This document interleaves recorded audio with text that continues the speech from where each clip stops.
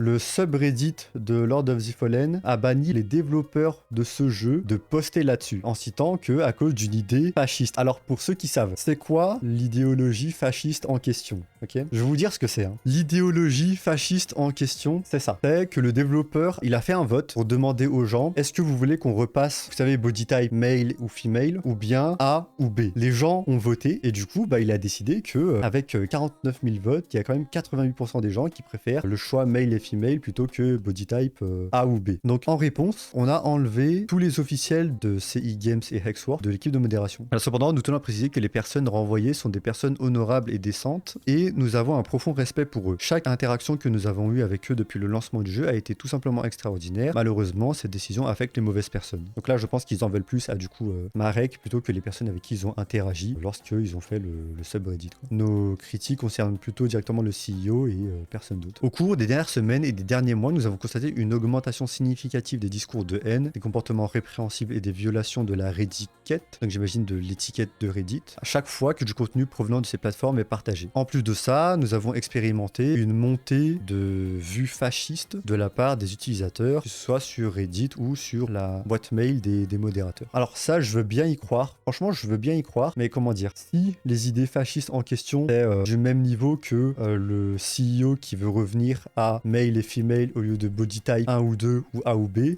bon, je pense qu'il faut quand même revoir un peu cette définition du fascisme.